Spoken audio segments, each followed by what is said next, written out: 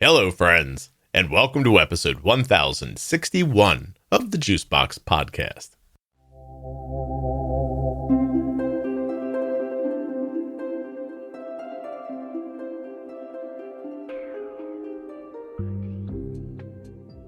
Welcome back, everybody. Today on the podcast, Kathryn is 36 years. Why don't I just use more English than that? Should I start over? Kathryn is 36 years old, a school teacher. She's married, the mother of three, and her 4-year-old son has type 1 diabetes and celiac disease. She actually just had a baby a few weeks before we made this. Her son was diagnosed pretty early on, and the story of how they found out about the celiac is crazy. Wait till you hear it. While you're listening, please remember that nothing you hear on the Juicebox Podcast should be considered advice, medical or otherwise. Always consult a physician before making any changes to your healthcare plan or becoming bold with insulin. Want to save 40% off of comfortable things like this beautiful sweatshirt I'm wearing right now? Go to CozyEarth.com and use the offer code JUICEBOX at checkout to save 40% off of this sweatshirt, actually off of your entire order. And you can get a free year supply of vitamin D and 5 free travel packs when you get your first order of AG1 at drinkag1.com/juicebox.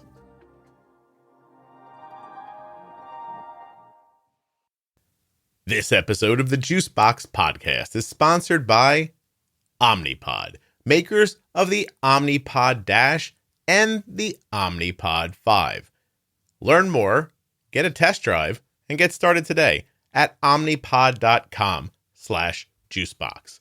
The podcast is also sponsored today by US Med, usmed.com/juicebox, or call 888-721-1514. Why would you go to that link or call that number? Well, to get your free benefits check and to get started today, receiving your diabetes supplies the same way we do from US Med. I'm Kathryn, and I am a mom to three, my 8-year-old daughter, my 4-year-old son, who is our T1D and celiac, and then we have a 7-week-old son. You just had a baby? Yes. So that's why I'm not working right now. I'm a teacher, but I am home for the rest of the school year with the baby. Get back to work, Kathryn. That's enough. 3 weeks. Right? It's finals week next week at our school. So it's like, why go back at this point for finals? Yeah, no, I understand. Okay, so 8, 4, and 3 weeks. Wow, 8, 4, and 3 weeks. Which one's the type 1? The 4-year-old. 4-year-old boy, right? 4-year-old little boy. Yep. Okay. All right. And you're married? Yes. Yeah, I should say that. I'm married for 10 years next month. You should say that. You don't want to leave him out? No, he's very important. And like I said, a big part of this story too. So married 10 years next month. Okay, great. So just for context, how old are you? 36. Wow, look at you. Think about that. You did all the things now. I mean, 3 you're done, right? 3 kids? Yes. Yeah. 99.9% sure. Right. Probably done having sex, not just having kids. And husband's going to go take care of business. So, Well, look at him doing the, that's a big boy thing to do, huh? Hey, if I have to have 3 kids, then, which I should say, I'm very happy that we had 3 kids. But, it's a lot of work and pain. So he can have a couple moments of pain. I just heard your brain say, I don't want my kids to hear this one day when I say, if I have to have 3 kids. Right. Your brain was like, be nicer about that. Exactly. But I take your point. So, geez, how long ago was your type 1 diagnosed? He was diagnosed March 23rd of 2020. So literally the onset of COVID. Oh. School got shut down like a week before, and it was what was supposed to be our spring break. Nobody obviously went anywhere. And he was 17 months old when he was diagnosed. Oh, wow. That happened while you guys were while we were all still thinking we should wipe our groceries off. Oh, yeah. When we noticed something was up with him, he was like leaking through his diapers up to his armpits. It was beyond the point where we're like, oh, maybe he just needs a bigger diaper at night. Yeah. It was like he took a bath, and we have no diabetes in our family. Like, this was a complete shock, and I have no idea why I knew warning signs of diabetes. I used to read like ridiculous medical novels when I was a teenager, and that's probably something, stuck in me. But we call this pediatrician and we're like, do we even come in? We don't know what the situation is anymore. And yeah, she had us come in and his blood sugar was, and I heard this through the wall. I heard her on the phone with the children's hospital. And I didn't even know what a good blood sugar versus a bad blood sugar was, but I heard like 483. I was like, okay, that sounds bad if she's on the phone with the hospital before she even comes back in to talk to me. That's a horrible way to find out. Well, your head wasn't up against the door or something, right? Like no, okay. Apparently it was just a really thin door in the pediatrician's office. I just had this feeling of like you up against the door, just listening and listening. She's calling the hospital. She packed the bag up. We're leaving in a minute. This is right. Yeah. And then she came back in and she's like, normally in this situation, we would send somebody in an ambulance and put him, my son, on, an IV. But she's like, I don't know what's in the ambulance. I don't know what's in the emergency room. We don't want to expose you to any more unnecessary germs. So she's like, he's stable. How you caught it this early? No idea. He was not in DKA or anything. He just really high blood sugar and peeing a whole lot. So I drove, we're in the far northwest burbs of Chicago. So I drove into the city and. Oh, wow. And then, geez, how long were you in the hospital? I bet you they got you out of there quick, huh? Two nights. So 3 days, 2 nights. Yeah. Pre masks and everything, but they gave us 2 options for hospitals, one out of the city and then the children's hospital in the city. And she said, maybe not the one out of the city because they started accepting COVID patients and at the time, the children's hospital didn't have any known COVID patients. So, wow, that is right at the beginning. Oh, yeah. Right at the beginning. So we were lucky. My husband was still allowed to come down. And at that point, we're like, okay, we hadn't seen the grandparents. We're like, we don't know if you're diseased or what's going on, but we're like, we need someone to watch our older daughter. So grandparents were like, okay, you're in our bubble now. Diseased. Exactly. I love that part of when you look back on that moment, right, where I took one of the best flights of my life because of COVID, because everyone panicked before people were really sick, which was, by the way, good. I guess they were going home. But I flew, me and 4 other people flew from Georgia to New Jersey in a jumbo jet. It was amazing. Like laid across all 3 seats and like, the stewardesses would, like, if you asked for pretzels, they'd like kind of flip them to you. And probably throw you 12 bags because it's an empty airplane now. Take them all. We don't need them. We're not even gonna have to clean the bathroom after this. They were just like it was insane. Like on a big, like, I don't know, what does a jet hold? 3 on each. Lot. 3 on the standard ones are like 3 on each side, just like 30 rows. We can do this 6 times, like 180 people, right? Something like that. Yeah. So there were 5 of us on there, and that's the crew. Awesome. It was really terrific. It was also frightening in like first 30 minutes of a zombie movie kind of way too. True. Like, is the world coming to an end? Yeah. Like, it was somehow oddly relaxing and off-putting at the same time. I definitely know coworkers that just jumped a plane to Florida and taught the rest of the school year on a beach. So I know what to do. I'm getting out of here. Oh, one of my daughter's teachers did that. They left and just every day she said she turned the camera on. He was this close to going outside and enjoying the weather. He just had to get through whatever thing they were pretending to teach them that day. Yes. Yeah. Okay. So 3 days, 2 nights. Did it feel, and I was going to ask you if it felt rushed, but how would you know? I felt like I took a crash course, like in medical school on diabetes and, what would have been a semester, a year, I don't know, a lifetime at college. I would just, even my, like I said, my husband came down. I spent the first night there alone with my son and my husband came downtown the next day and we just felt like overwhelmed, like can you say in a good way, like overwhelmed, sad for, what our son's going to live with for the rest of his life. But the staff at the hospital was so amazing, like trying to educate us as much as possible and trying to like meet us where we were and understanding things and whatnot, like overwhelmed with support, I guess. Yeah. So good support.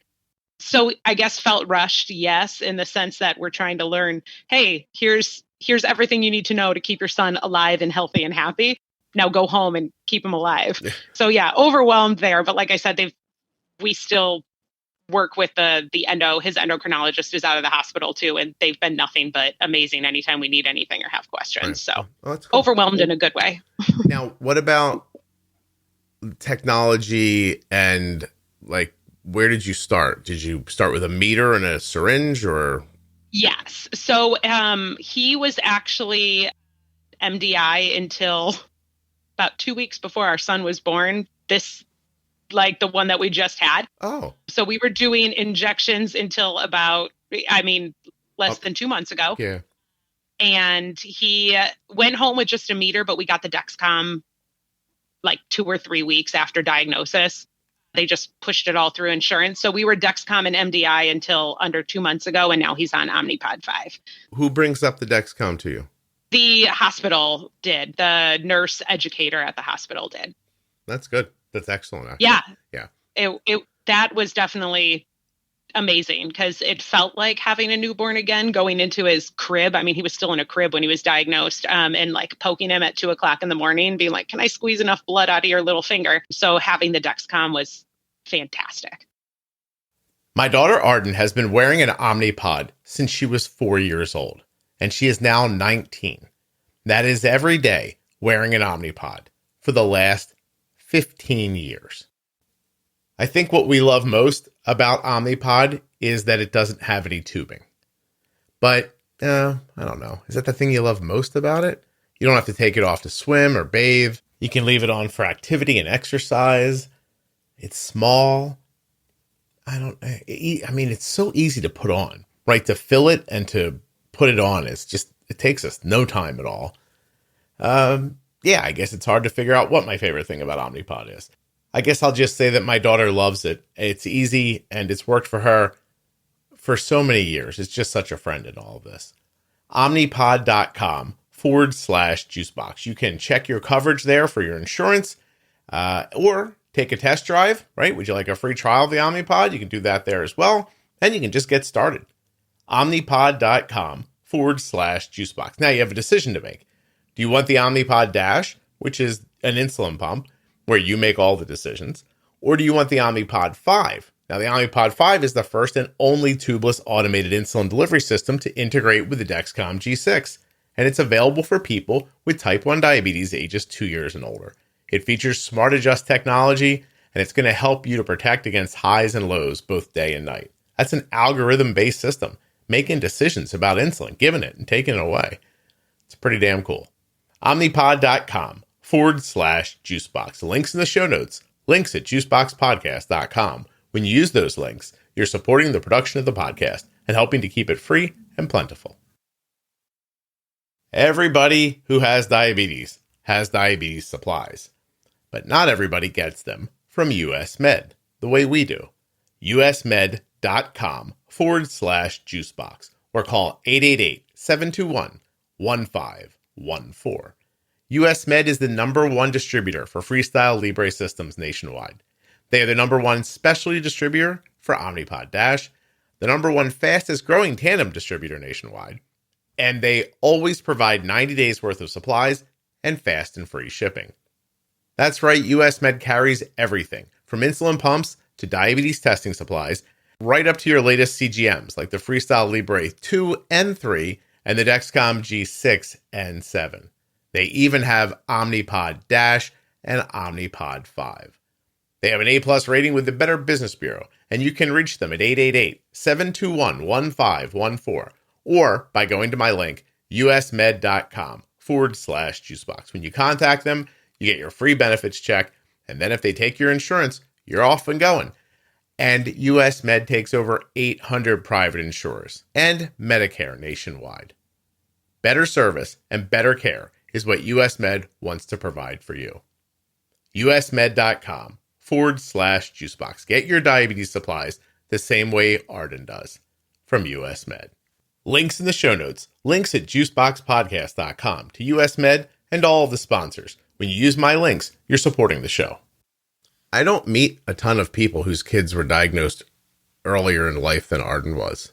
But you've got me by a little. You've got her by a little bit. Well, he was 17 months old. Is that right? 17 months. Yes. His pediatrician said he won a not so great award for her. He's the youngest patient she has referred to the hospital for diabetes diagnosis.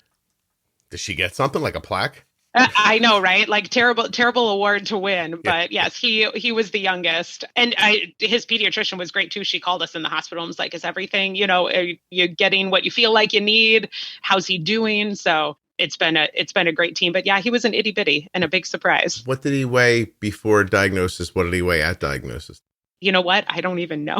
Is that bad? I don't know how much he was. No. Looking back at pictures, though, you can see in his facial expression things change from the week leading up. I mean, he looked to me still like a chubby toddler. He was walking way before 17 months and running around, but he was just lethargic. His face, looking back at the pictures, was all flushed. He looked pudgy. He wasn't like, super skinny like you hear a lot of kids are. You figured it out quickly. Yes. Yeah. Everyone was surprised. Even at the hospital, we figured it out as quickly as we did. And maybe that was because of COVID. I would have figured it out eventually, but I wasn't running to work. I was staring at my kids, all day, every day. That's such a good point. I feel like that's why a lot of people are diagnosed around holidays and vacations and things like that. Because their life slows down and they don't have as much to do. And then somebody looks up and gets in bed one night and goes, does the kid look skinny to you? And it just sort of gives you a moment to reflect, I think. I actually believe that after hearing enough stories. A lot of people would figure it out sooner if they weren't running around living, and doing all the things. Exactly. So I guess we're fortunate that COVID happened and the fact that it made us slow down and take a look at what was happening. Yeah. Well, he didn't go into decay, and that's a big deal because I could tell you, yes. Arden looked like a runway model on a heroin bender by the time we figured out she had type 1 because she had lost so much weight and she was so spacey in her face and everything. And you could see her ribs. Like it was terrible. That's like scary. Yeah. You look back and you think, hey, how did we knew she didn't feel well, but we never, like you said, like, I don't know anybody, it's weird to say, like, I don't know anybody in my family with type 1, which is what people say, but I don't even know what that means. Like, my best friend had type 1 when he was 18 or 19, but, I mean, I didn't watch him get diagnosed. It's not like I was there when it happened or anything like that. So, really. And no one tells you as a parent, like, and by the way, look out for X, Y, and Z, because that might indicate your kid has problem. No one tells you what to look out for because why would you look for it, I always think too, like, can you imagine you had a baby? It's your first one and you're still in that, like, it's going to be great. Like, oh, and for those of you who are younger, it's going to be great. Don't worry. But, but for everybody else, who knows what we're talking about? Can you imagine if you had a baby and you were still in that, it's going to be great. Everything's exciting. I just got married. We just bought a house, like that vibe. And a doctor sat you down and said, okay, we just need about 6 days. We're going to go over it in 2-hour chunks. I'm going to explain everything that might possibly happen to that kid that'll make him really sick and you have to bring him to the hospital. That's not, first of all, reasonable. And second of all, it wouldn't be healthy. And nobody would have kids anymore. You'd have one and be like, okay, this is too scary. I'm done. Well, I mean, I don't know, Kathryn, if the coming out of the vagina thing doesn't stop people, I don't know what else is going to get them. Honestly, seriously, think back to when my daughter's 19 right now, or just about 19. Anytime you ask her about a baby, the only thing she says is, seems like a bad idea the way it happens. Fair enough. Yeah, the first two came out the normal way. This last one though, I got cut open. So I'm like, okay, done. I don't need to be cut open anymore. Yeah. We're just gonna do just open up your abdomen. Don't worry, we do it all the time. We hardly lose any of the moms. Like, just what is happening? All this for that, and you're gonna be. I don't understand. Like, I mean, as a person, I don't have one. You understand what I mean? But I've seen one. Exactly. I've seen one close up, and it doesn't seem like. It just doesn't seem like a good idea to me. You would think very surreal experience. That's for sure. Nature would install like a Ziploc or something like that. That'd be nice. Yeah. A zipper with some kind of lock on it. It seems poorly thought out to me. Is all I'm saying. Ridiculous. You ever watch a cow have a calf? Yes. Yes. Those long legs. Who thought There is a farm in Indiana. We went on vacation last year, and my now 8-year-old daughter was fascinated. You can watch cows give birth live. And she was like, eyes wide open, staring. She's like, wait, is it going to come out now? I was like, I don't know if you should be seeing this at 7 years old at the time, but hey, that's nature. Let her see. She's going to adopt So that'll be fun. She's like, I don't know. I feel strongly about adoption for some reason. I know why. If I put an engineer in charge of getting a baby calf out of a mother calf, and that's what they came up with, I'd be like, who hired this guy? Like, that's what you came up with? Ridiculous. Get out of here. Anyway. Okay. So I guess I'd like to commiserate with you a little bit. Now, you had a CGM, so fair enough. But what's it like taking care of a 17-month-old with insulin? The beginning is such a blur. Like I said, it felt like having a newborn baby, and in the fact that we were always awake and always tired because we felt like we couldn't sleep. And especially me, I took a lot of the care upon myself. And I'll keep talking about, like I keep saying, my husband's a big part of this story. I don't think at the time he was capable of taking care of our son. He is now. It was overwhelming. His blood sugar was mountains and valleys, like high, low, high, low, high, low all the time.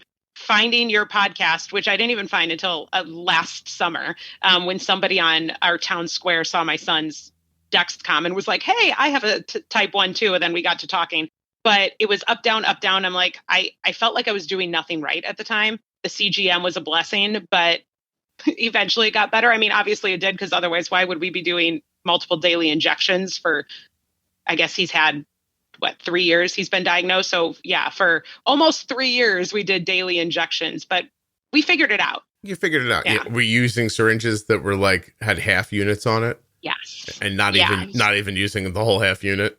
Exactly. Yeah. The endocrinologist would be like, as close to a quarter of a unit as you can get it. But of course, no syringe goes that low. Just probably in the last couple of months before we switched over to the Omnipod, we finally could use the pen and twist it up to 1 unit because his insulin needs were growing as he was. Right. So it's like, oh, this is amazing. We don't have to stick a syringe into the pen needle and pull out this teeny tiny bit. His long acting was still in a syringe though, until we switched to the pump. Yeah. I taught myself how to inject drops of insulin. So I took some insulin and I squirted it into a dish, and then I put food coloring in it so I could see it. And then I drew it back up in the syringe, and then I would sit and practice pushing on the plunger slightly to see a drop come out. I wasn't doing this obviously in Arden. I was visually looking at it, and I colored it so I could see it better. So once I taught myself how to press on it enough to get a drop out, then I started doing that to bolus her because she didn't need anything. You know what I mean? So that would have been super helpful if had I thought about it. That I can't even imagine how long that took to be able to do that consistently enough to. I just sat at a table over and over again, just practicing and practicing until I got it right. And then, of course, once the needle goes in, the non-insulin, the non-food colored insulin goes in. Then as soon as that happens and you do it, you think, well, I did it the way I did it before. That's probably right. And then you realize, I don't know. I don't know if it went in. I don't know if enough went in. Does everyone have that panic where you're so bad at injections in the beginning that you put it in, you push it, and then you go, did I push it while it was in the skin? Or did I not? And then there's that horror that falls over. You're like, well, I guess we just have to wait now and see what happens because I don't know what I did. And there's a little moisture on the skin. It's just, the whole thing's a panic. Good handful of times our son, especially at the beginning, would jump or try and run away, and it's like, did he get enough in or did he run away before it all came out of the syringe? Yep. Totally remember that feeling. They're running away and the syringe is in them and you're like, no. Yes. The nice part now is it's so normal to him, even if he goes to the doctor for a shot, it's like, it's a needle, whatever. He doesn't even flinch anymore. Yeah. Which is amazing and sad all at the same time. I think there was a moment in that time where my wife looked at me and she's like, she was kidding, but she goes, do you want to get married? Well, I'll have some kids. She's like, thanks a lot. Yeah, no problem. Sorry. I apologize. Apologize for that. My fault. Anyway, so what are your goals? You said you were bouncing up and down, up and down. Hindsight, why was that happening?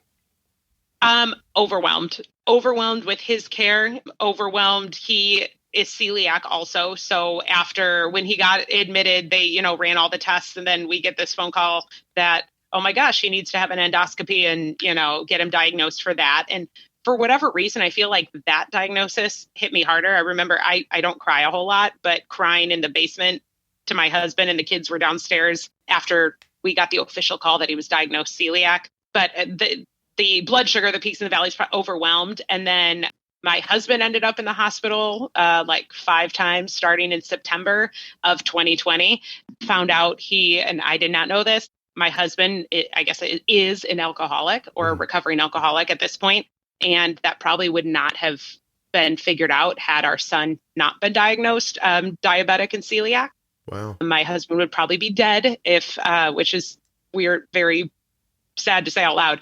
He'd probably not be with us anymore if our son hadn't been diagnosed. Okay. So let me finish up the one thing before we move on. Yeah, no problem. Way to drop like just a bomb in the middle of the conversation. Yep. Thank you. By the way, Kathryn, thank you. Someone said something on a recording recently that was so shocking and told that part of their story. And afterwards, I just said, I really appreciate you sharing that. I'm like, it's horrible, but boy, people are going to love listening to that. But it's just like, this is not on that same level. And I don't want to ruin it for people because it'll come out before yours. But anyway, they found out, can I just tell you? They found out that her father was bipolar by figuring out that he was going to dungeons to be dominated by a dominatrix. And he's a pastor. It was as she was saying it, all I could think was, thank you. Thank you so much. I really do appreciate you sharing this. I'm very much anticipating that episode. Yes, then. As am I. I haven't even edited it yet. I want to wrap my brain around it with fresh eyes. So, but overwhelmed, that's why the blood sugars go up and down. But like management wise, what were you not doing or doing that was making it happen? I'm probably overcompensating on both ends, like giving insulin and then giving carbs to, when he was low, bring him back up.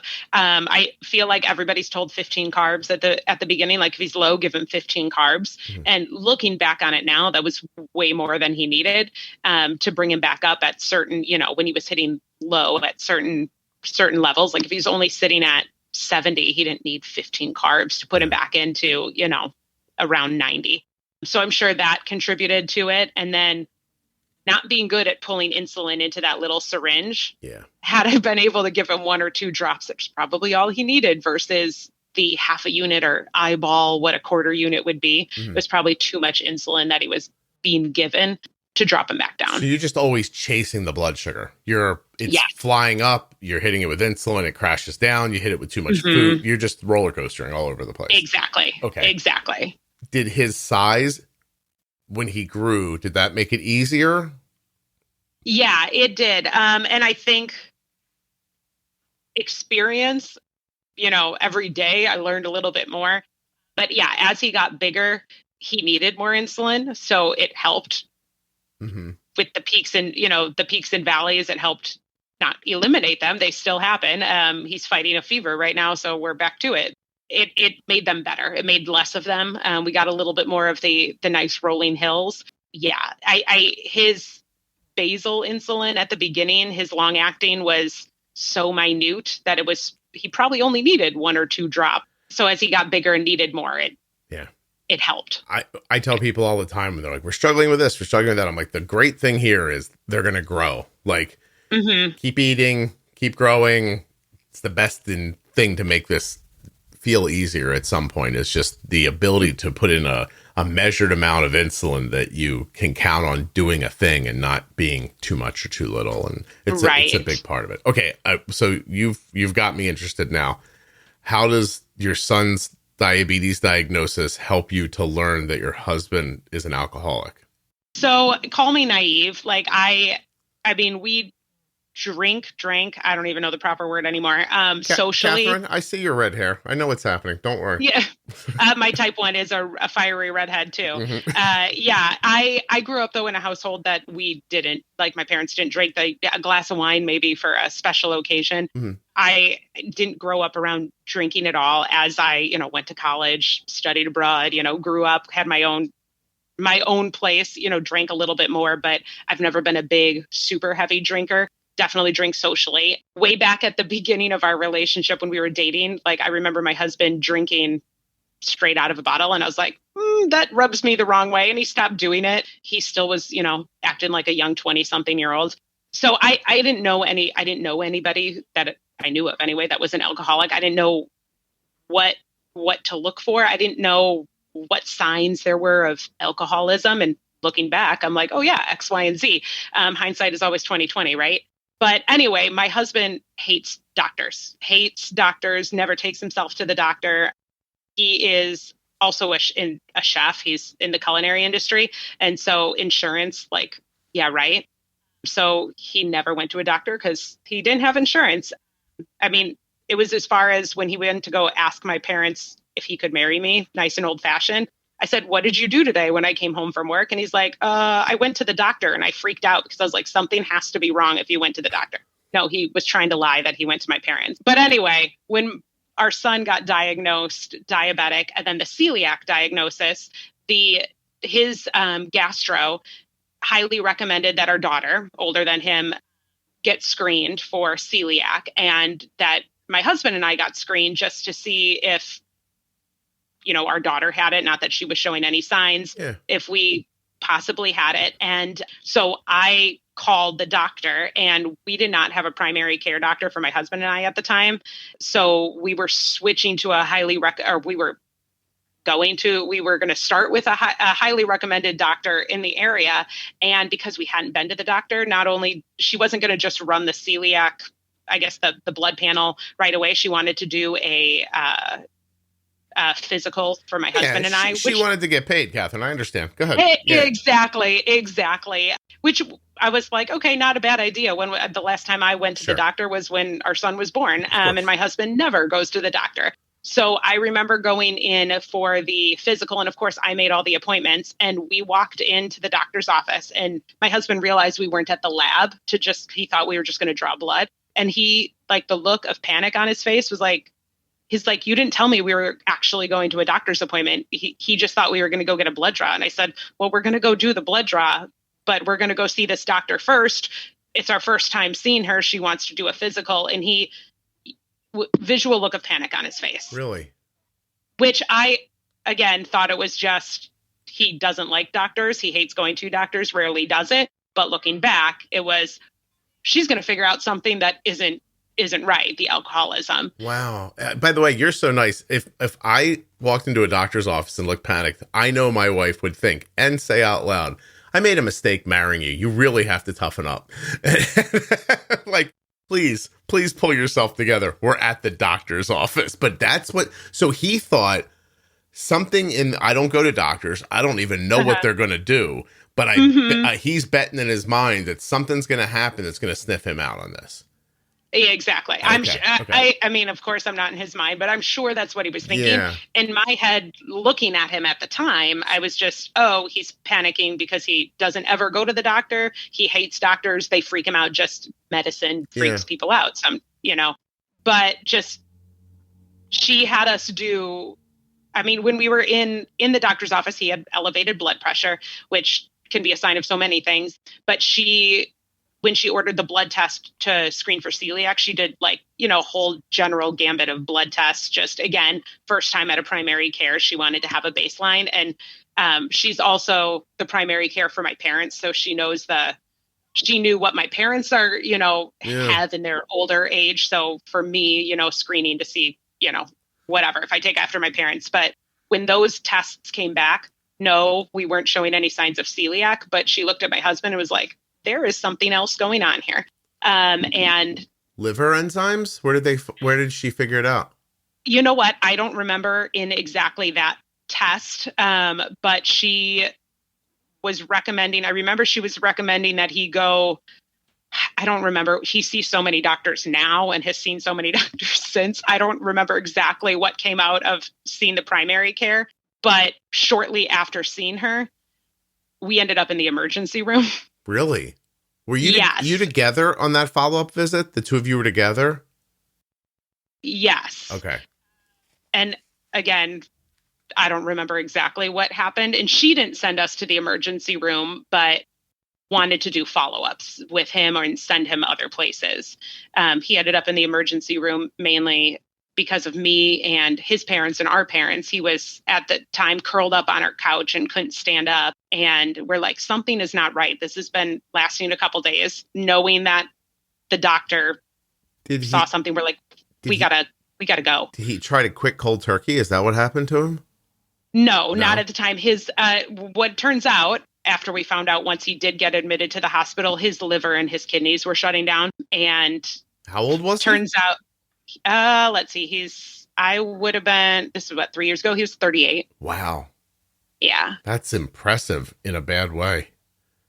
Yeah. Okay. Definitely. Yeah. And again, I don't think we ever would have ended up in the emergency room when we did, had the whole ball gotten rolling with our son's diagnosis, the celiac, go get screened as adults. My husband would probably be dead because we wouldn't have gotten there that quick. Where are you when a physician is in the room explaining this and you start doing the math and you say, oh my God, he drinks like this. He drink way more than you thought he did. Was he drinking privately? 100%. Okay. Privately, 100%. If we had, friends over, it was the summer at the time, and, have a glass of wine or a seltzer outside. Most of the time I didn't even see him drinking. He's like, I'll just have water. I'll have a LaCroix or something. I'm like, okay, I'm having one seltzer and I drink more than my husband, who previously, when we started dating, was drinking all the time. So yes, it was mostly in private. He would be adding things to his drinks, not in front of me. And I didn't know. And once he got admitted to the hospital and was in for a stay, and I found out, they called me in the morning and were like, hey, we had to move him to to a different floor because he's in withdrawal. And I'm like, what the heck does that even mean? And right. I grew up so naive. It took me a while. But then going through cabinets, I was like, oh, empty liquor bottle, empty liquor bottle, empty liquor bottle. I was like, I didn't even know that it was happening. Wow, that's fascinating. Shocking, I imagine. So, but where does your brain jump to? Do you jump to, I've been lied to, or do you jump to, he needs help? Both. Like, there was so much hurt, anger, and please save my husband, because they told him 8% chance of getting out the hospital alive. Wow. Originally, like, there was talk when the first time I went in to see him, when he was going through withdrawal, talking to a doctor. He was in a procedure and talking to a doctor. She was talking like maybe transplant list if we're lucky enough to get one. And my head's going, I can't be a widow at, 33 at the time. Like, we have 2 kids. We have a diabetic that I'm overwhelmed. Like, I'm teaching remotely, which is a different kind of overwhelmed. Thank you, COVID. But then also the anger, the hate, like, how could you do this to me? How could you do this to yourself? How could you do this to your kids? Running through my head of, how many times did you put me or the kids in danger? Like, how many times were you drinking behind the wheel? I don't know. Right. It was the biggest mix of emotions. Yeah, I can't imagine, and I can imagine. So if this part where he's in the hospital and they're like, he might die, that's insane. Yeah. Boy, how did you tell your, I bet you telling your parents wasn't easy. No, my mom, we're very fortunate that our parents, both sets, are nearby and very, very supportive. And when I took my husband to the hospital, he got admitted. I came home to spend the night. I was like, I have a newly-ish diagnosed diabetic. My parents at the time hadn't learned how to fully take care of him, so I couldn't spend the night at the hospital. And so my mom was there in the morning because she was going to watch the kids so I could go back to the hospital for my husband. And so she was there with me actually when I got the phone call that they moved him to a different floor because he was going through withdrawal. Yeah. And so she heard it right there with me. Wow. And I'm sure they were disappointed in my husband, but they're super supportive. My parents are very religious too. So my mom saying prayers, all of her friends saying prayers. Did you go tell him at the hospital, don't worry, my mom's praying, you're going to be fine? I don't think he would have even known. He was so out of it. At him going through withdrawal, like when I was there helping him pee in a cup because he couldn't get out of the bed, like going through the convulsions, the shakes, the whole thing. He probably didn't even know what happened until after it happened. Wow. How long did that go on for, the withdrawal and the hospital stay? The first hospital stay was almost a week, I think, almost a week. And that was the beginning of September. And he had ended up 4 or 5 hospital stays between September and November because of water retention. He had a lot of abdomen taps to release the fluid buildup. Because his kidneys weren't functioning well. Exactly. And they found when they were releasing the fluid out of his abdomen, paracentesis, I think is what it's called. They ended up finding a blood clot to his portal vein to his liver. So he wasn't also getting blood flow to his liver. While all this is happening, his body was like, we can't filter out any more alcohol. We got to block it from coming in. That's all. Exactly. So, finding the clot was great. Yeah. I mean, eventually getting rid of the clot and getting the blood flow going. He has cirrhosis of the liver, but he is, for anybody listening, he is alive and functioning. He's a medical miracle, really. Is he on a transplant list now or no? No. No. He has a small amount of cirrhosis, but what is the liver and the kidneys? I think both can regenerate to a certain extent. And his functioning, I mean, his doctors, better. He's on every 6 months now he sees them. He's a medical miracle. He's like everything that they do.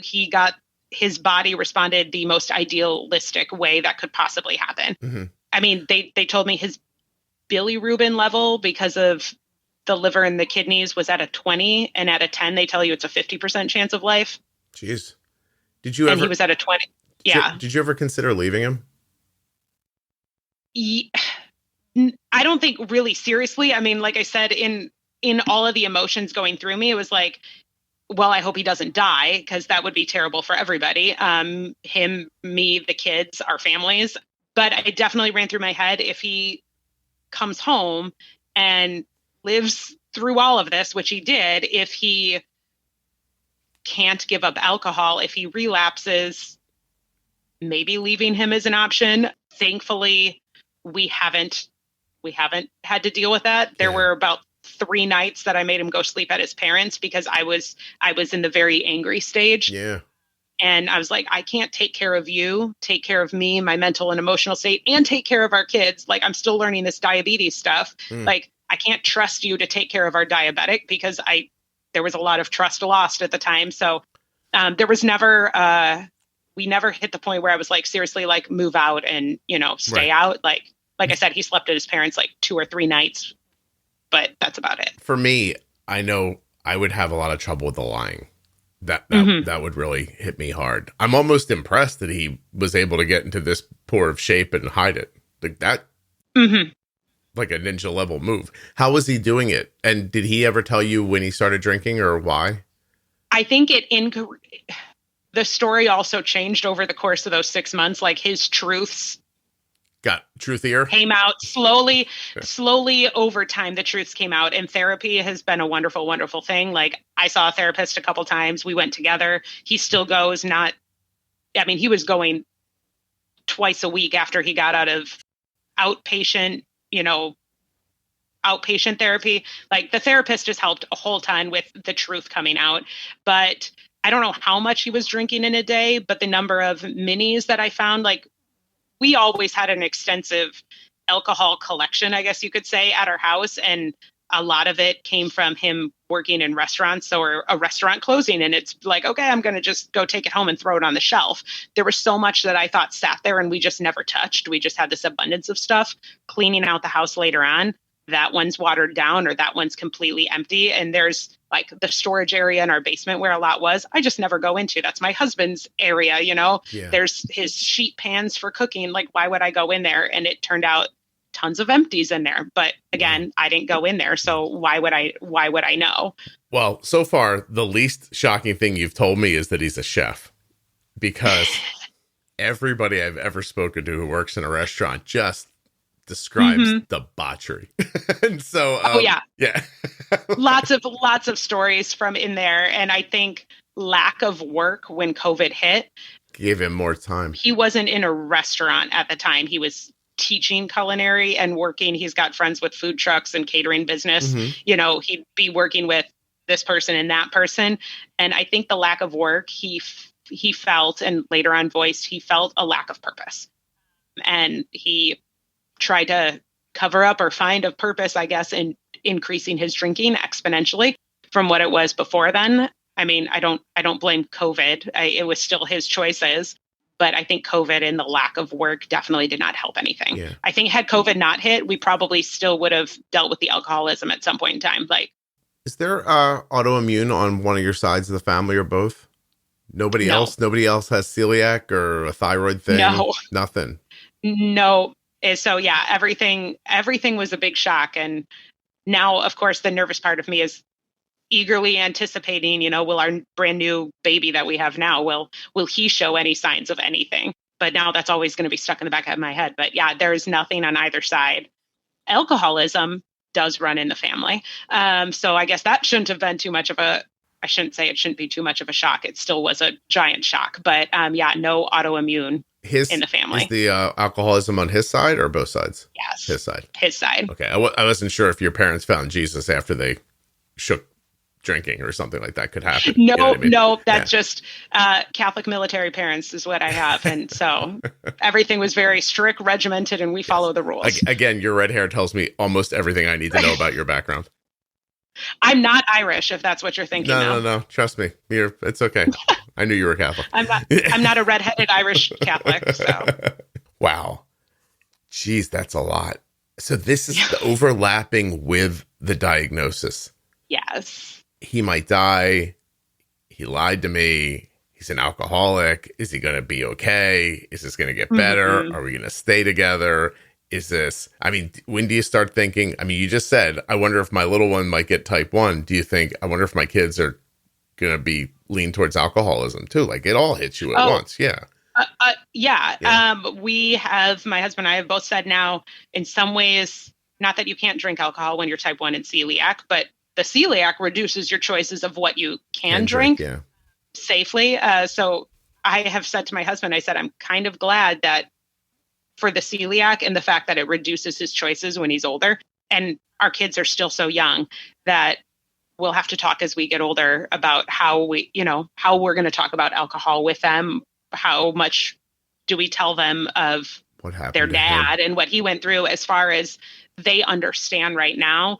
Because let's see, our daughter was only 5 because you don't want when this all went down. You don't want them to our feel oldest, cursed, right? Like it's going to happen. Right. Thing. Right. Yeah. I see that. Okay. And trying to explain to them when it was all happening, like daddy's in the hospital. Like he was in the hospital, like I said, 4 or 5 times for a week at a time between September and November. He was in the hospital a lot. And if he wasn't in the hospital, he was at a doctor's office.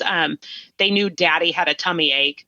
His tummy wasn't working right. And drinking daddy juice, or mommy juice, as they called it, wasn't helping his tummy ache. Because I don't want to scare them. Daddy might not come home. Yeah. Daddy has a big problem. Yeah.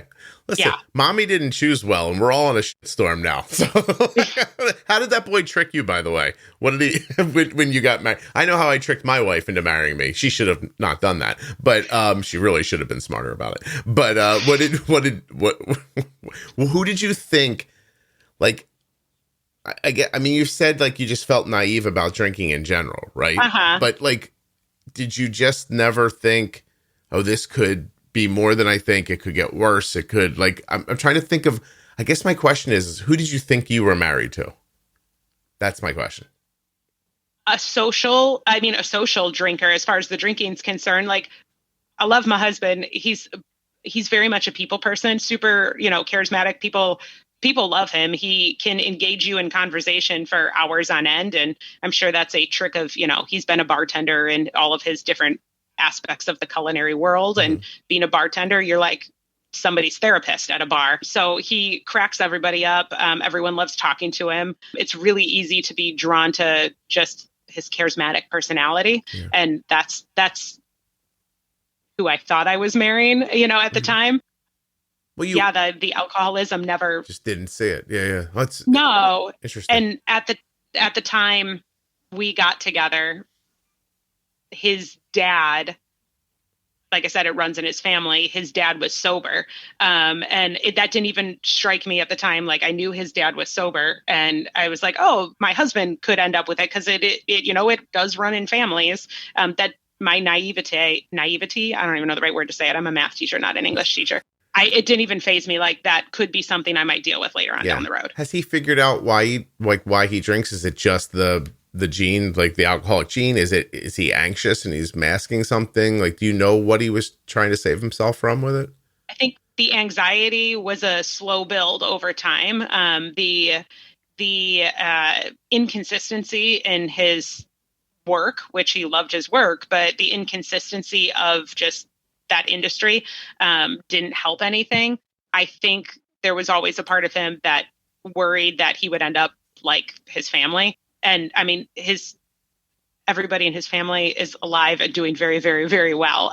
But I think he knew that it could be a hereditary thing, or it could, run in his bloodline. But I think, the anxiety built with the inconsistency of work, but also the work industry that he was in didn't help. Yeah, no, I understand.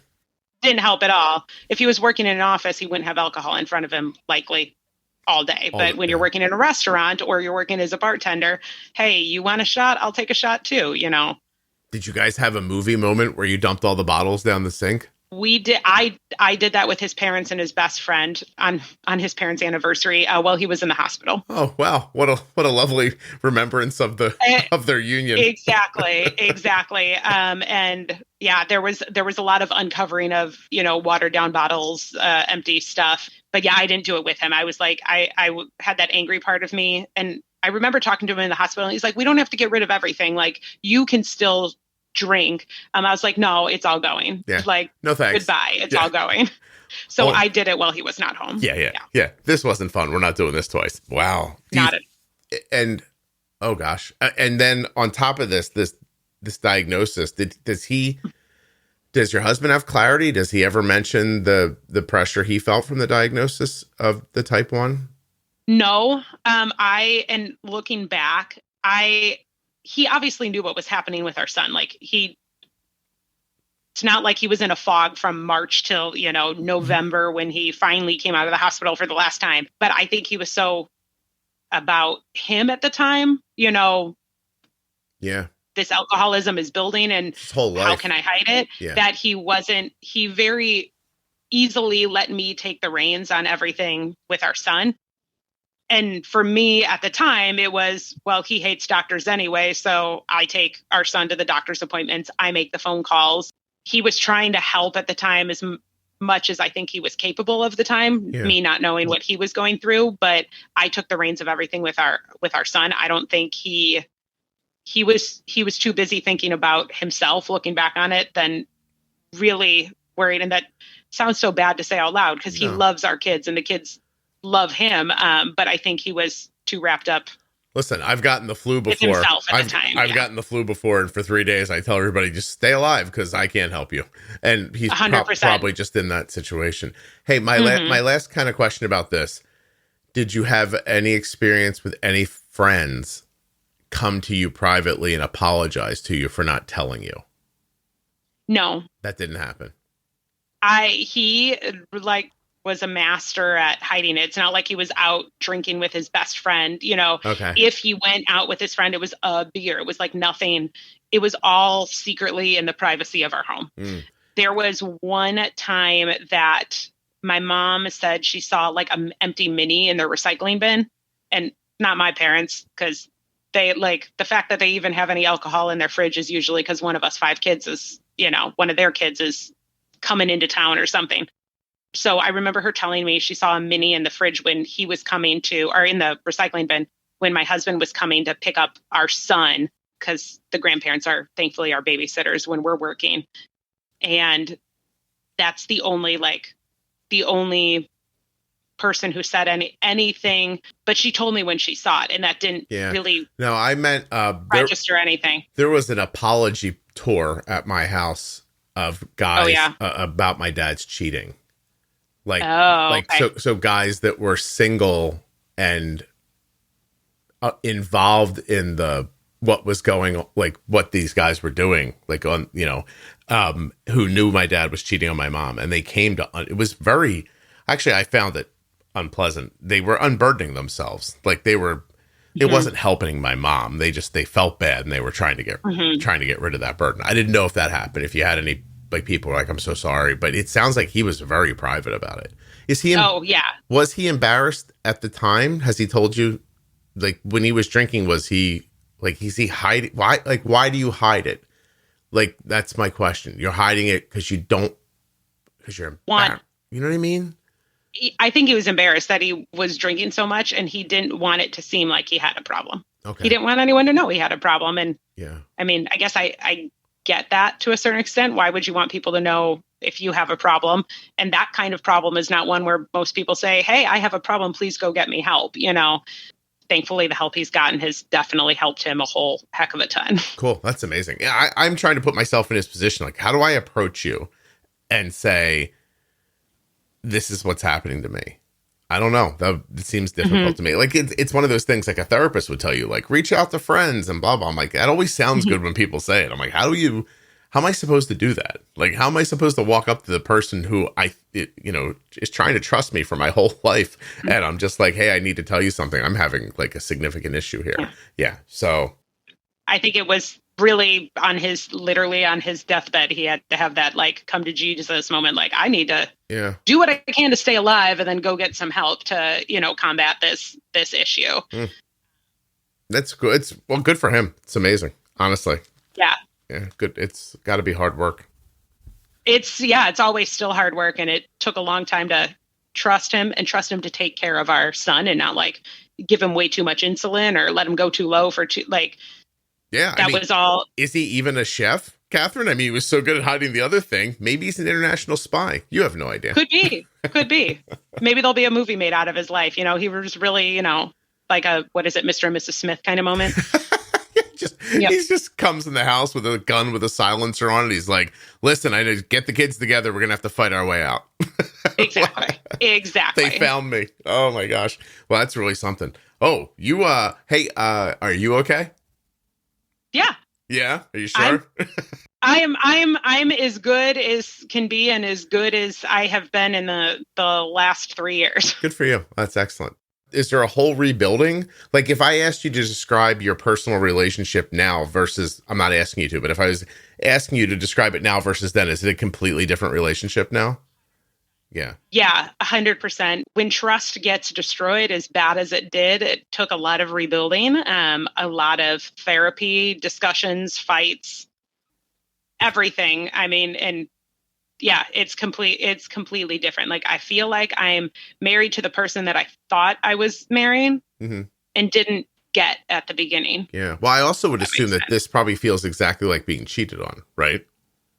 I mean, it is, I guess, a type of cheating, not with somebody else, but he was, not with a person, but with a bottle. You're doing a thing. It's unknown to your spouse. It would hurt them if they knew.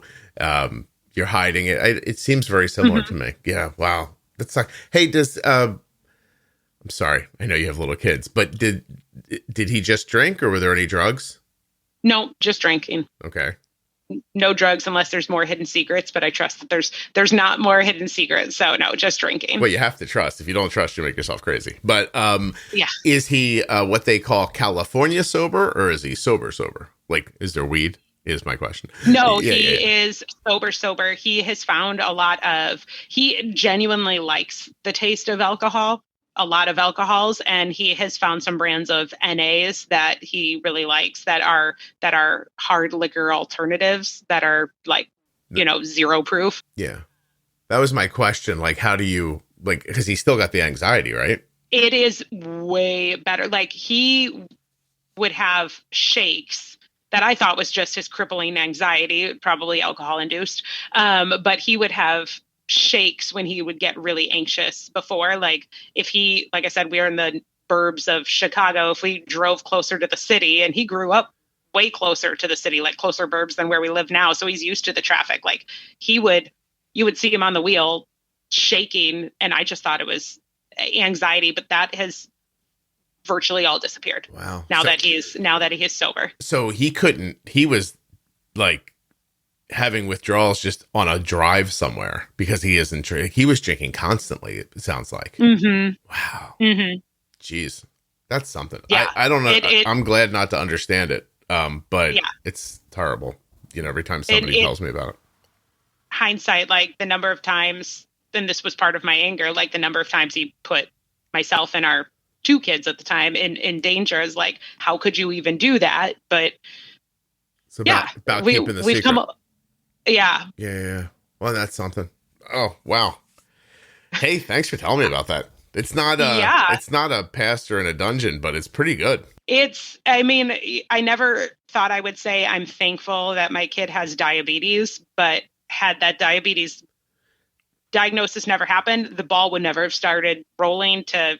Well, and it would have been COVID, and he would have probably like doubled down on what he was doing in that COVID time. Like, that would have been bad. And he would not have. Had he not gotten into the hospital in September when he did, like that blood clot that he had, like he would be dead. Because they wouldn't have taken. Because if he came in just saying like, look, I'm an alcoholic. Like that probably would have got pushed real down on the list once they weren't admitting people in hospitals anymore. Yeah, no, the timing really worked out for him. It's crazy because one day when your 4-year-old is a man, he's gonna tell him. Do you know what I mean? Like he's gonna pull him aside and tell him like, I'm here because of you, and like that whole thing. It's gonna be crazy. Yeah. Wow. The whole everything happens for a reason, like whether you're religious or not, or however you want to believe it. Like, I guess the reason that my son had to get diagnosed was so my husband could live. It would have been nice if your kid just got like a nice, like, I don't know, simple virus that would have cleared up in a couple of weeks. Oh yeah, like a broken bone or something would have been great. A broken leg would have been terrific. Exactly. I mean, he is super, super proud. He's the cutest 4-year-old. He's super proud of all of his machines on his body, and he shows everyone. He's like, "Look, I'm like the bionic man." That's excellent. But which is cute to see. Like, I'm glad he's not fazed by anything happening to him. But yeah, it would have been nice if it was just a virus or a broken bone. Yeah, that would have been better. I take your point. I do take your greater point, though. Have we covered everything? I want to make sure we don't miss anything, and then I want to ask you a little more about how the diabetes has progressed for him. And we got that. Yeah, that's in a nutshell how my son saved my husband's life. To go back to when you were 19 and find you and be like, hey, tell me the story of the next 20 years of your life. just jot it down. How I thought it would all pan out, but well, I guess you're all here. That's good. Exactly. Okay. And we brought another kid into the world since then too, so I guess we have to be doing pretty decent. I just assume your husband is very handsome after you told me you had a third kid after all that. Just must be such a handsome guy. Must make you dizzy. You're like, all right, one more. Oh my God. I don't think my wife would drive in the car with me again. So I'm like pretty impressed, actually. A lot of things of, getting in the car, of like letting you in the house, taking care of our diabetic son, putting a needle in his body took a long time before I let him I felt like I had another kid for a while with my husband. Like you can or can't do this, I imagine. And you're not, I don't know another way to put it. You're not shit about it. Like, how come? You don't seem like the kind of person who like walks out the door in the morning and goes, "Hey, don't get drunk, drunkie," and like you're not. You don't seem passive aggressive or like, you know what I mean? I feel like when all of this happened, I'm very much a people pleaser, and I feel like I became more frank with my husband and more direct in how I was feeling and what I needed and what I came to a point now where I'm like, I don't care if how I'm feeling or what I think or what I need you to do is what you want to hear, or if it's going to make you feel good or if it's going to make you feel bad. Like I gave up the people pleasing to a certain extent, with especially my husband after all of this went down. I was like, I need to make sure that I'm okay in order to make sure my kids are okay, in order to make sure my husband's okay. Like, I don't care anymore. I mean, that sounds really bad. Like, I do care what I say to my husband, but I don't care if me sharing my feelings makes you feel good or feel bad. Like, there were a lot of discussions, especially early on, where what I said is not what my husband wanted to hear. But I'm definitely more frank with my husband now than I was 3 years ago. His emotional maturity is doubled, tripled, like exponentially. Oh, it's exponentially. Yeah. It's continuing to grow. Definitely. And our conversations, our discussions, our disagreements are far more productive now in attempting to resolve them than they were 3 years ago. Like I said, he's the person I thought I was marrying. He's that person now versus, 3 years ago. Yeah. And I'm sure he always was that person, just with the alcohol. It's just, he didn't have any time or space to be that person. So, okay. You mentioned a while ago, I'm sorry, this is a lot. I get the feeling sometimes like you and I are looking at each other, which I don't usually do, but I'm like warm. I'm like, oh my God, this is terrible. Turn up the air conditioning. Well, it's a triumphant story, really, when you see it through to the end. But when you're living like through the retelling of it, it's like, wow, like there's so many moments where like no one would have blamed you if you would have just been like, that's it. Well, I'm not doing this with you. There were definitely times in all of that too, that I felt like, okay, this is the low point of my life. Like I did, I taught school and did work meetings from my husband's hospital room. Like the point where my principal goes, hey, that's not like, we didn't have to be in our classrooms. I did go into my classroom a couple times just because I'm very thankful my parents were watching the kids. But when my principal finally goes, you're not in your house or you're not in the school, like, where are you? And I'm like, I'm in a hospital room right now. Like I missed one day of work and all of that because I had to take our son to an appointment to see the nutritionist at the hospital downtown. And my husband was in the hospital, so he couldn't take him. But yeah, teaching from a hospital room kind of felt like it was my low point. I mean, I wasn't the one in the hospital bed. But. Yeah. Well, not being in the hospital room, but when you use the empties to show them how to add, that was probably upsetting. Like if you have 5 vodka bottles and you put 4 whiskey bottles together, that's 9. Let's count them together, kids. Sorry, this is all I have on my hand. By the way, does anybody do glass blowing? Because we have a ton of this over here. Yeah. Wow. It must have been humbling for your husband too. I mean, honestly, like to see you having to do this thing. Like teach you do your job from a hospital room. You know what I mean? Yeah. He must have felt like an asshole. Yeah. So yeah. Yeah. I mean, he's finally come to terms with everything enough, looking back to where he can admit, oh my gosh, I was an asshole. Yeah. Yeah. Oh, that's terrible. Well, I'm sorry for him.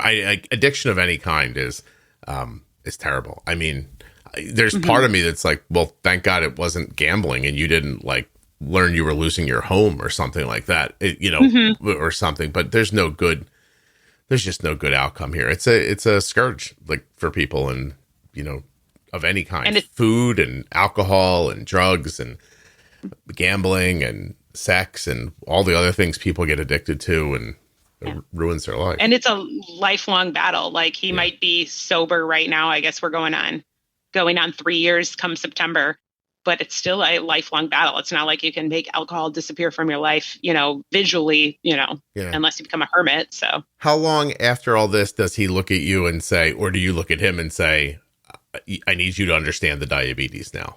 Like, did he say, I want to learn, or did you say it's time you learn? When the therapist helped me realize I need to give up a little bit of control because I was going insane. Yeah. I remember sitting and, crying on at the therapist. And I was like, I just feel so overwhelmed between my son, my daughter, who's in starting kindergarten on a computer, work, everything going on. I just felt so overwhelmed. And she was, trying to help me find what can I give up or what can I slowly allow my husband to pick up. And even small things like our son's long acting, he took a small dose in the morning and a small at night. And we would pull the morning syringe at night. And we had a certain location, that we put it. Like we started small with me finally allowing my husband to pull the syringe. Not that way I could double check it before I gave it to him. Yeah. But it took the therapist, what control can I give up to make me slightly less insane. So we started baby. I'm still insane. No, but my wife's like, it's making me. My wife goes, this is making me crazy. I'm like, crazier. Stop it. But yeah, no. By the way, I wish I was your age and I would have met you and married you because you are so forgiving, and I don't even know. Like not that Kelly's. Sorry. That hold your feet to the fire thing that you do now. I've been dealing with that like since I met my wife, and And I just think it sounded, there was a moment, I'll share something with you, where you described being a people pleaser. And I, for a moment, just didn't think of you as a person. I thought of you as like a spouse, right? And I thought, wow, he screwed that up. Like I had that real thought in my head. Like you mean she was like making excuses for you and telling you what you wanted to hear and being overtly kind when it didn't need to be. And you, oh my God, all I thought was like, wow, you ruined that. Like, seriously, like, I know that's not, I don't know, politically correct's not the right thing to say, but I've never, I'd kill for a couple of years where people just nodded at me and went, yeah, Scott, that makes sense. I just want, let's go for it. Yeah. Like, I would like 1 year where nobody argues with me, whether I'm right or wrong. Do you see what I'm saying, Kathryn? Yeah, no, 100%. Yeah. 100%. I mean, our relationship is a million times more healthy now that I'm not as much of a people pleaser. Yeah, no, that's my point. It's too, not that would have been good for you. Like, I literally, like, I have to like dehumanize you for a second to have that thought, but I was like, wow, you screwed that up. Like almost like you, I don't know. But then bringing it back together again, that's so unfair to you. And you really you've gained something from this, because you would have spent your whole life half head down being like, all right, I don't think that's right, but okay. And that's no way to live either, you know? No, Yeah. No. Yeah. We're sounds crazy. We're all in our family better off now that my husband's, gone through what he's gone through, and our son's going through what he gets to live with. We're all better off. No, I have to agree. Yeah, I have to agree with that. Although I'm thinking just my birthday or 1 month, like, you know what I mean? Like, what if there was just a month where Scott was right? And then there could be a month where Kelly was right. You know what I mean? Like, I'd have to start with a day of it's every yes day, one yes day. By the way, I don't think that's a bad idea. I'm writing down yes day. I'm bringing this up at the next meeting. And the meeting. Father's Day, you can say you want a yes day. The meeting, by the way, is when we go over everything I do wrong. What's that Bill Burr joke? He says, I've been married for a long time now, and all I'm really sure of is we're still working on me. Always. It's always work. We're always working on me. She seems to be fine, he says. Anyway, Bill Burr's stand-up is great. Okay, so diabetes. Every once in a while, I should write down in front of myself, this is a diabetes podcast, just so I remember. You get a CGM, you've had it for a long time. You do MDI for a very long time, but you said you just went to Omnipod 5, is that right? Yes. Okay. And he's actually still we see his endo in like 2 weeks, next month, beginning of June. He's still in auto mode. They wanted him, or not in auto mode, manual mode. They wanted us to get used to using one like the Dash. We had initially looked at the Dash, but we're like, well, might as well go to the 5. So we're actually still in manual mode, which is still not, he can be running past me to go play something and be like, okay, I'm going to give you insulin now. Like, it's still so much easier than the daily injections. But yeah, we are on, it's a great time. Like, okay, about to give birth. Let's switch to an insulin pump. Let's learn that, and he's in preschool now, and his nurse at his preschool is amazing. We email multiple times, or she's not hesitant at all to call me, call my husband, call grandma, be like, okay, just double checking this is right. Like, and she was so open to learning the pump. She hadn't had a diabetic in 2 years. So she had to kind of like relearn some things, but yeah. Everybody's been great with taking care of our son. Well, did you listen to the episodes about setting up Omnipod 5? Yeah. And I'm good.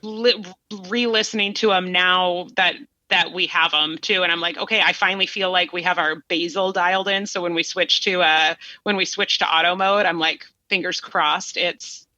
You have a lot of restraint. I would just be like, it's working. I'll turn it on now. I know. You know what? When we first initially went through the training and set up our son's settings based on what the endo recommended, the first time that I thought something needs to be tweaked, I emailed the team and they're like, yeah, do XYZ. I've totally tweaked things since then. So I'm going to go back to the endo and, ask for forgiveness, not permission. But I've restrained myself from turning it into auto mode, but I stopped asking for permission to change other settings. Good for you. Yeah, just get it super stable where that basal is doing its job. You're not seeing a lot of lows. You're not seeing weird rises for no reason. And make sure your insulin to carb ratio is really rock solid. I've had people say to make it a little more aggressive when you put it into like just so the auto mode like is a little more aggressive. But I mean, Mm-hmm. young kid, no hormones, probably not eating a ton of like fatty, greasy, like that kind of stuff, right? So you should, I don't know, you should love it, and it should work really well for you. So that's The first couple of nights that we saw that like pretty straight line overnight, I was like, oh, hallelujah! Like we finally hit that correct. Isn't that crazy that that's just from getting your basal right in the pump? It's so awesome. I'm like, I'm not fighting a low. I'm not fighting a high. Like finally, I feel like the basal's right. And then now he got sick. So I'm like, oh, all shit hit the fan. And I don't know if I can swear on here, well, but we have already have a couple times. It's fine. Don't worry about it. You said asshole once. I said asshole. Like it's fine. Don't worry. It'll be okay. I mean, listen, if you're not cursing, then I don't understand people who are cursing. like you should be walking around just like sons of bitches. Every motherfucker's trying to kill me. Like, that's just how I would feel. I'm not that bad, but it is bad when our 4-year-old is our little Spitfire and the redhead, and he'll be like, "Welcome to the shit show." Like, that's her house. When things are crazy and your husband does something that's just regular stuff, like not like hey, like don't forget that thing you did with the alcohol thing or any like big stuff. Do you ever look at him like you still owe me? Just shut up. Like, do you have a look that says, "Not yet, buddy," or are you really? He knows when he's tiptoeing the line, like. I mean, and we still do a lot of what some people perceive, I guess, crazy stuff, or I can't believe you just let him do that. Like, my husband literally came in the other day and was like, I'm going to go get another tattoo now. Is that okay? You got the kids? Sure. Have fun. Like, whatever. That's not going to hurt anyone. Yeah. But yes, he knows when he hits that point of, I went too far. Yeah. I'd be like, I'm still trying to get back to even here. I definitely can't do whatever I just did. I need to stop. Like I usually, I joke that every time I do something wrong, my wife takes a point away, but I don't seem to get a point when I do something good. Like it only seems. At least you've not zeroed out. You still have points to give away, so you're winning. I honestly don't know if that's true or not, but hey, not about anything, but because you and I are looking at each other and you're so honest. Do you see this discoloration at the top of my cheeks? It's from sun, from like watching my kids play sports out in the sun. Do you think I should? Sun's good. Can you see it though? A little bit. Yeah. Do you think I could get that taken out by like a plastic surgeon or something? I'm just looking at myself and I'm like, I'd like that to be lighter. See what I'm saying? You try icing your face, see if that does anything. You have ideas how this could happen? I literally rub some, I mean, the ice will make your face red first, but. It's always like this though. Like it's discolored. Like I always think I'm going to get like, I mean, honestly, when I was younger, I'm like, I'm going to get skin cancer from being out here watching so much baseball. But it discolored over time as I got older. You see already I have like my eyes are dark. That's like normal, by the way. I don't appreciate that at all. I don't know if that can be fixed. I don't know if they can bleach. You know how they bleach assholes? I wonder if they could bleach your eyelids. You know what I'm talking about, right? And then I mean, you can ask. I don't know if it's a thing. Who do you ask about that? Great question. A dermatologist? I don't know. That'd be a strange dermatologist, maybe. I don't know. And then my eyes are too squinty. Just a little bit of surgery. Do you know what I mean? Like, what would have little Botox to? Do you think it's both? I don't know. I don't know. I don't even do all of the cosmetic fixes. If your life wasn't so screwed up, I would have spent this last hour looking at myself, going, "Why is this camera on?"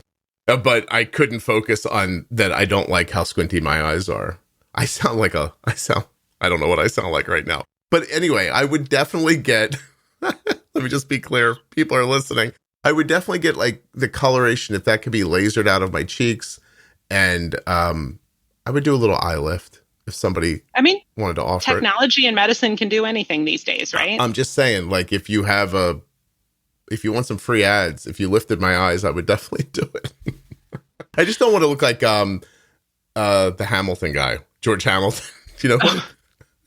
Do you know who that is? You're so young. You wouldn't know who that is. I am. I'm a baby, and I'm a sheltered baby too. Yeah, we heard, Kathryn. Don't worry. Yeah. Seriously, were you just like a fawn in the woods when your husband scooped you up? Pretty much. Yeah. I was a totally innocent, high school math teacher, and I saw a cute guy in the in the foods room, the culinary room in our high school, the college he teaches at was using. I was like, oh, he's cute. And somehow we ended up together. So yeah, life fixed that. Magic. I bet you that won't happen to you again. You're probably just like so like suspicious of are you? Did it ruin you, or did you hold on to like that feeling? I'm not suspicious about everything anymore. I asked me a year ago if I was suspicious about my husband's every move. Yeah. But I hadn't forgiven, and now not so much. You're either lying to me or you've done a remarkable job of moving forward. I sometimes looking back, I'm like, at what point did I just say, okay, I can't hold this against you forever? I don't even know when I hit that point, but I'm definitely not lying to you right now. Yeah. There's definitely moments where I look back and I'm like, oh, I'm so pissed at you that this was our life. But at the same time, like, I have a husband and I now have 3 kids. Like, I can't hold the grudge forever. Yeah. Otherwise, I'm not going to be happy. How about that? You're not Irish. I'll be damned. Okay. I'm not. Yeah.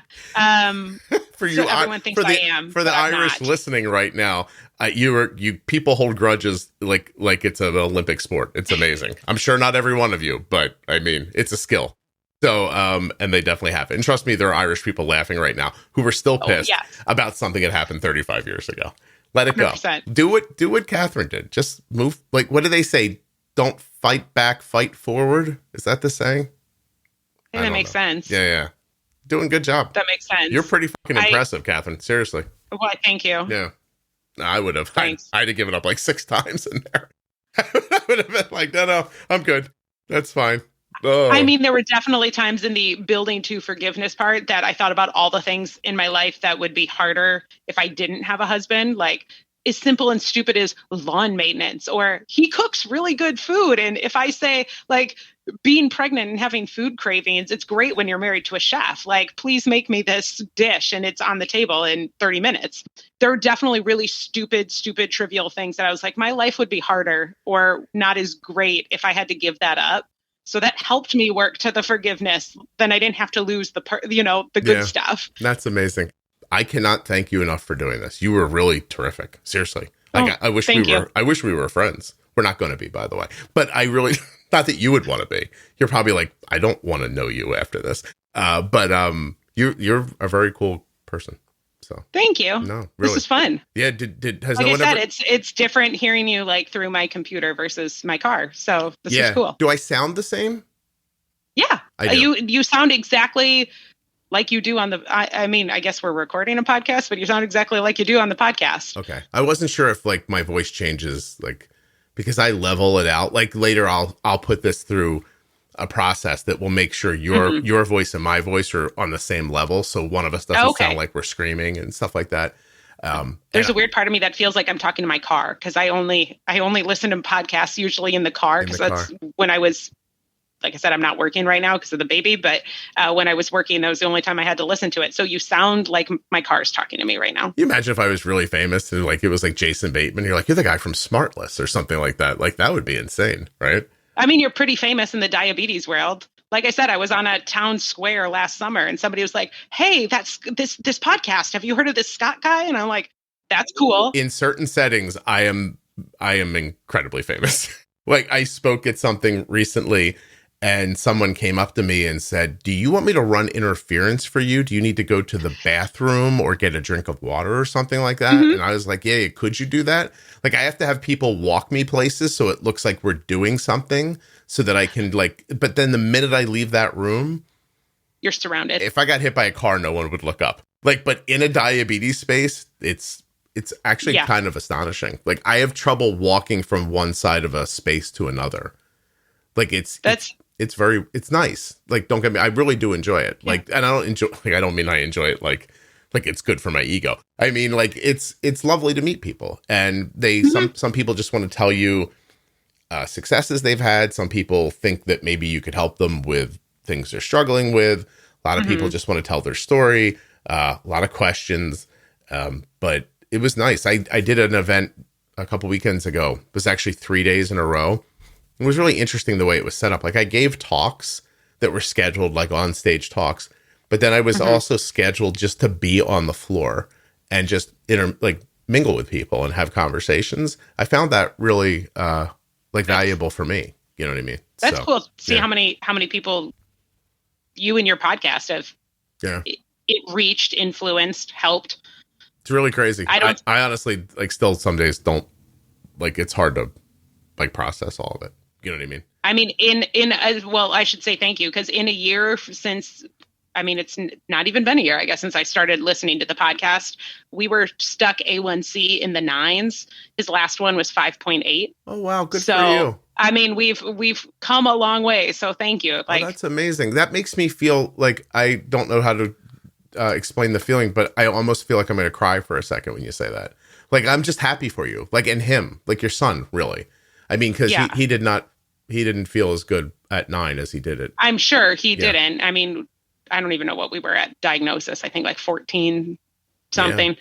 We've come a long way. I've learned a lot, and I'm happy. I'm comfortable, like I said, asking the endocrinologist and his team, which are wonderful, but I'm comfortable asking them for forgiveness instead of permission now, because I've learned a lot from listening to the podcast or reading other people's comments on the Facebook group and things like that. Yeah. So you mentioned it's weird to hear my voice, and you said that phrase earlier, and I thought, oh, she's repeating something I said on the podcast.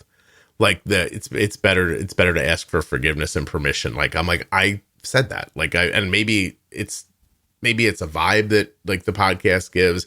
I honestly think sometimes my job is just sort of like a coach, like pat you on the ass and be like, get out there, you can do it. You know what I mean? And then you get run over a couple times and I come back and I go, don't worry, get back out there. You're going to be okay. And you know, like, I think sometimes that's what this is for. So, and I think it helps people realize, like, we're with our kids or ourselves. If you're the T1D listening, like, you know, your kid, like, I know my son better than his endocrinologist does, unless you're living with your endocrinologist or, you know, the diabetes nurse educator or whoever. Like, they're looking at his stats from, you know, the clarity reports from Dexcom. Like, I can tell them as much as I can, but I'm living with it every day. So if I feel like something needs tweaking, I feel like I have the ability or the right to do that. I mean, yeah, of course you do. 100%. You don't turn back into a people pleaser now. Your kid's got diabetes. I'm going to need you. I'm going to need you to be the opposite. Make sure of that. He's happy, and that's the person I want to please. Make sure he's happy. Well, to an extent. Every once in a while, when I hear I don't want the Dexcom on, we're going to put it on. I'm not going to please you then. Mommy has a small list folded up in her pocket of things that have happened to her she didn't want to happen, but we're still all here. So let's go. Let's get it. I've said to Arden, like, when she was younger, she'd be like, I don't want this. And I go, that's fine. If you don't want that, then this is what we're going to do. Do you want just pick one? Tell me which one you prefer. Do you want to go back to testing your blood sugar 15 times a day? It's all right with me. Like, you know, I can make that work. I've done it before. And she'd be like, no, I just think it's path of least resistance. And they're kids. Like, they're looking to, I mean, got to be honest with you. I'd ask every day if I was a little kid. Like, I remember myself. I would have been like, hey, how about today we don't do this? And, you know, you just have to keep re-explaining until one day they don't ask anymore. So exactly. Very cool. Exactly. Our son gets really excited when he gets to have like device-free bath time because it happens to be change night. And we're like, hey, device-free bath time, have fun. But yeah, we've definitely done he doesn't like the tick, tick, tick boom of the Omnipod when it goes in. It's like the anticipation. It's like once it's on, it's fine. We might get one ow from him, but it's fine. But he'll ask, can I not have it on? And then it's, do you want to go back to have like 8 shots a day? No. Okay, put it on. Yeah. I listen, I've said it before. I'll say it again. I don't know another world where we let 4-year-olds make medical decisions, and I get that it's their body, but they are going to get accustomed to it at some point, and it's going to be a huge benefit for them, and you're going to be happy you did it, I think. Also, are you, the kids, big Spider-Verse fans? Because you just quoted a song from the Spider-Verse movie. Did I? If I did it by accident. Okay. I mean, he watches like Spidey and His Amazing Friends on Disney Junior, but we're not up to the other I don't know how yet. Close that is to, Yeah. No, he hasn't seen the Tom. If I quoted, it's by accident. Arden met Tom Holland once. Oh, that's cool. She was so excited. Like, stupid excited. I have to get her to tell that story on here. Like, accidentally ran into him somewhere? Or like purposefully ran into him somewhere? Forced us to take her to a thing where she could stand in a line and get her picture taken with him. And she was younger, but she had it all worked up about what she wanted to say. I think she was trying to, like, marry him. You know what I mean? Like, I think she's like 16, and she's like, what can I say in this 30 seconds? It's definitely going to get this guy to, like, you know, ruin my life the way way I've ruined her mothers and so many other men to their wives. Instead, she just like, she got all flustered, like just ran up to him and she's like, I have diabetes. And like, she never tells anybody that. Like I've never heard Arden walk up to someone and introduce herself as, I have diabetes. She just blurted it out and then like, took the picture and then walked out the curtain in the back. And she was just like, what the? Starstruck. Why did I, what? Oh my God. And her friends screaming. They're like, ah! Like I always thought about like, he's only on the other side of the curtain. And every 20 seconds, a different little girl is walking away from him and screaming. Same thing. And he must feel like, I don't know, he must feel amazing. I don't even know how he possibly stays grounded, like where everybody's just like, oh my God, oh my God, oh my God, every time they see him and blurting out stupid stuff. But anyway, all right. It's probably funny what some of the people say. I mean, Arden, still to this day, if you ask her, she'll be like, I have no idea why I said that. Like, I was like, it's not a huge selling point. if you're trying, like, it's a small percentage of the population. So it makes you stand out. It makes you a little bit more memorable, maybe. I don't know. I'll ask her about it. Like, like it's a wonder she didn't start off like, do you have medical insurance? Cause I'm going to need insulin pumps when we obviously get married 5 seconds from now. But anyway, he's very short, by the way. I just want to say that he does look it. Yes. He's a teeny tiny person. So, I'm looking it up right now in case. How tall is he's 5'8"? Yeah, he's on the short end for a guy. That's got to. I mean, if he's really 5'8", then okay. But looks smaller to me, and he's slight too. So it's got like that, like your son's friend came over to the house vibe about him. I'm sure as he's getting older, he doesn't look. By the way, I really like those movies. I'm not on him or anything like that. It's just he's a tiny guy. Kathryn, you were terrific. Thank you for doing this. Hold on 1 second.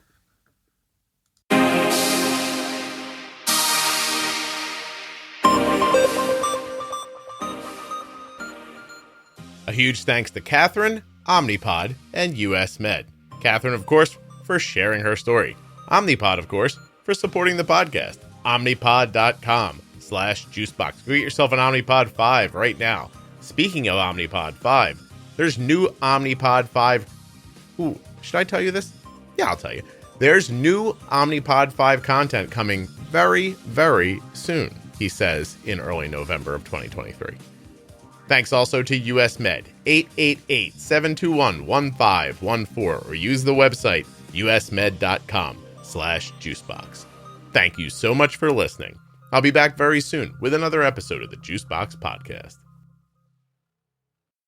A diabetes diagnosis comes with a lot of new terminology, and that's why I've created the Defining Diabetes series. These are short episodes where Jenny Smith and I go over all of the terms that you're going to hear living with diabetes, and some of them that you might not hear every day. From the very simple bolus up to feet on the floor. Don't know the difference between hypo and hyper? We'll explain it to you.